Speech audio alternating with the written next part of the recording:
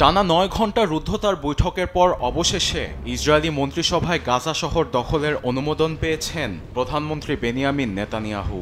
শুক্রবার এক বিবৃতিতে প্রধানমন্ত্রীর কার্যালয় জানিয়েছে, হামাসকে পরাজিত করার লক্ষ্যে মন্ত্রিসভা প্রধানমন্ত্রীর প্রস্তাবটির অনুমোদন দিয়েছে। এতে সম্পূর্ণ উপত্যকা নিয়ন্ত্রণের আগ্রাসী পরিকল্পনা নেতানিয়াহুর জন্য এখন বাস্তবে পরিণত হয়েছে। বিশ্বমানের থার্মিক্স রড, সালাম স্টিল থার্মিক্স, দেশের একমাত্র থার্মিক্স রড।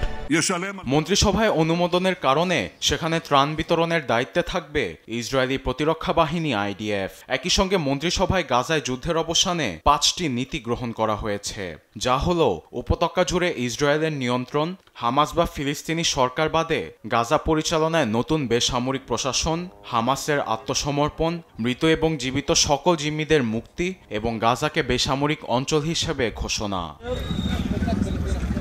ইসরায়েলি মন্ত্রিসভার এমন ঘোষণার পরপরই তেল আবিবের রাস্তায় নেমেছে শত শত বিক্ষোভকারী। গাজায় যুদ্ধবন্ধ ও ইসরায়েলি বন্দীদের মুক্তির দাবিতে আইনশৃঙ্খলা বাহিনীর সঙ্গে তাদের দফায় দফায় সংঘর্ষ হয়।